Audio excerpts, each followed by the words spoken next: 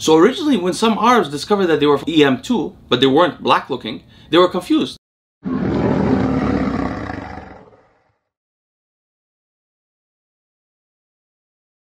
Good afternoon, friends. Many of you know that I have a deep interest in genetics.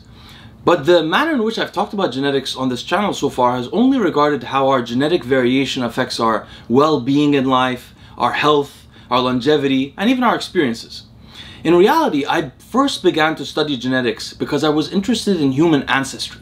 I wanted to know where human populations originated from, when they separated from one another. How did the Japanese come about? How do the East Asians relate to the native populations of South America, for example? These are the kind of questions I was very interested in. Today, I want to ask one of those questions to you guys and answer it. Do the Arabs have a single origin, the Arabic peoples? Or do they have a couple of origins? Or do they have multiple origins? And to answer this question, I'm going to use as a case study the aristocracies of the Arabian Peninsula. But before I do, please subscribe to the channel if you haven't already, like the video, and comment on the video for the sake of the algorithm. Now let's get started. First of all, I'd like to tell you the oral tradition among the Arabs, which you can't access really in the English language. In the Arabic tradition, we believe that we come from, as the Arab people, two separate sources.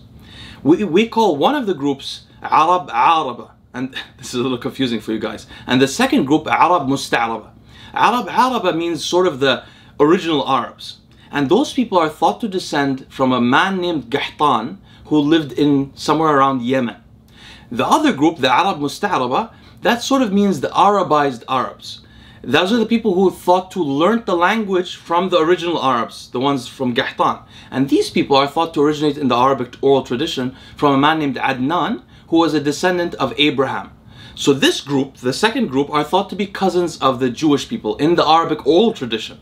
In the Arabic oral tradition, the descendants of Qahtan have no relation to the Jews. Along with that general oral tradition, it was thought until recently, until the advent of genetic genealogic research, that the Arabs, or particularly the people who study this matter, knew which Arabic tribes belonged to which group. The original Arabs who invented the language, or the Arabs that were the cousins of the Jews that adopted the language. For example, the Prophet Muhammad comes from a tribe called Quraysh, and that Quraysh tribe was thought to be related to the cousins of the Jews from Adnan, right? So the Arabs basically have a tradition. They think that their various tribes originate from one of two origins, and they think those two origins are separate, and that one of those origins invented the language, and the other origin learned the language from them. So Arabs actually don't think of themselves as coming from one origin originally. With the advent of genetic genealogic research, it quickly became clear that not all Arabs descended from two sources. There were more than two sources.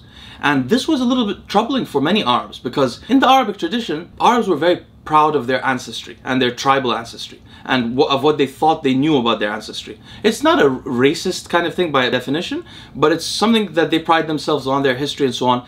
So it was a little troubling for some people to notice that even within one tribe that thought they had like one person literally begot the whole tribe, they discovered that some of the sub-tribes are totally unrelated to the other ones, and they may have separated thousands and thousands and thousands of years ago. So this was a little bit confusing. Now in this video, I'm going to show you as an example, among the aristocracies of the GCC, just as an example, how varied the ancestry is. So now that we know the oral tradition of the Arabs about their ancestry, let's see how it matches their actual ancestry, their genetic ancestry. And let's use as an example the aristocracies of the Arabian Peninsula, who I happen to know their real ancestry for sure.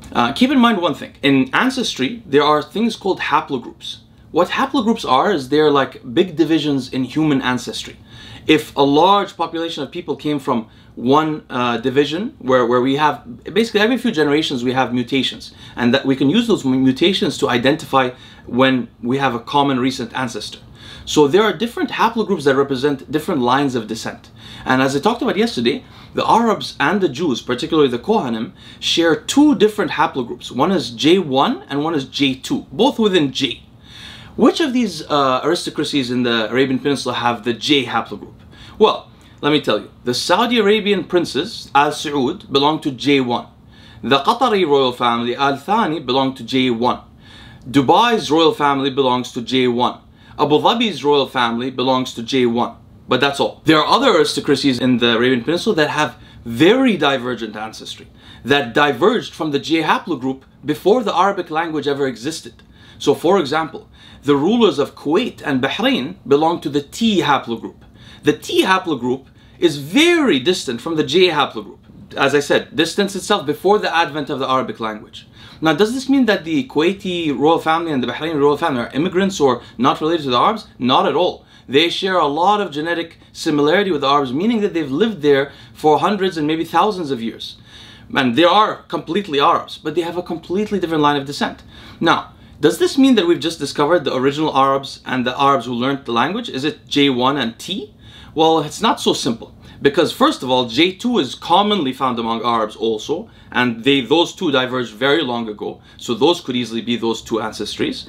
And there's also more differences. So for example, the former ruler of Oman, Sultan Qaboos, who died recently, who one day I should make a video about. He's a very interesting man, very interesting. In fact, I'm going to make a video about him. He's very interesting. But he died recently. He belonged to the haplogroup R. The haplogroup R is as divergent from T as it is from J. It's very ancient, and the haplogroup R is thought to have really spread across the world with the Aryan expansion. So for example, it moved westward with the Aryans, and I belong to R1b from my mother's side, which is from that Aryan side, and it moved eastwards from the Yamnaya culture in around what is around modern Ukraine, landing in Persia, the Persian Aryan Empire. That's where the word Iran comes from the word Aryan, and it also landed in Afghanistan and in northern India. In fact, as you go north in India, the R haplogroup increases in frequency, and as you go up the caste system, it increases in frequency. So it's the highest, the R haplogroup, among the Brahmins of India, and it's very high, for example, among certain Afghani people, over 70%, whereas in Iran, it's actually Iranians currently are almost as frequently descended from the J haplogroup as the R haplogroup, because they were a big empire and they intermixed with people and so on. But the point is, Sultan Qaboos was from the R haplogroup, which is very distant from the T and the J. So now we have three ancestries. Is Qaboos the only one who had the R? Is it because Oman was dependent on Iran for a long time? Is that the reason? Is he originally Iranian? I don't think so. For example, there's the tribe Shemmar. Shemmar belong in the majority to the R haplogroup, which I mentioned recently. Shemmar are considered some of the most ancient and original Arabs. They were thought to belong to Qahtan, the people who created the language, but they belong to R as well. So now we have R, T, J2, and J1, all belonging to real Arabs. But while I'm at it, not mentioning examples from royals, there's also the E haplogroup. There are Arabs who belong to the EM2 haplogroup specifically. That is the haplogroup identified with the Bantu expansion of sub-Saharan Africa. So originally, when some Arabs discovered that they were from EM2, but they weren't black looking, they were confused. They thought, oh, maybe my ancestor was originally enslaved from Africa and that's where my haplogroup comes from. But some of these people started working online, combining their ancestries, mainly on familytreedna.com, and discovered that these guys shared ancestry with other people at least 2,000 years old that was in the Arabian Peninsula. So 2,000 years ago, you know, the E haplogroup somehow has been in the Arabian Peninsula. So the E haplogroup has been in the Arabian Peninsula for a very long time. In fact, there began to be a theory that the E haplogroup arrived in the Arabian Peninsula even before the J haplogroup returned, I'll talk about this later, from around Albania. But anyway, the point is, there's an ancient E haplogroup among the Arabs. And these people share absolutely no genetic similarities except for that haplogroup with Africans. So for example, if they go on 23andMe, it'll say 0.0% African DNA, but they'll belong to E. So this is a very ancient haplogroup among the Arabs. There's also R, which again exists in many people as well. There's T, which for example, from my tribe, there are people that belong to E, T, and J. We used to think my tribe, we were all descendants of one person. Not true. So anyway, I hope this was interesting for you guys. What I really wanted to show you is that the Arabs, and this will be interesting mainly to Arabic people, but even to other people, the Arabs have many lines of descent. Their oral tradition was most likely incorrect, even though it may have been based off something correct, but it doesn't accurately describe the tribes currently. And what combines the Arab people in general, other than the Arabians living in the Arabian Peninsula, is them speaking the Arabic language and having the Arabic culture. The Prophet Muhammad, for example, used to say, paraphrased, that what defines an Arab is the Arabic language. If you speak the Arabic language, you're an Arab, and in reality, it turned out that is the case. Anyway guys, I hope this was interesting for you, and I hope to see you again soon.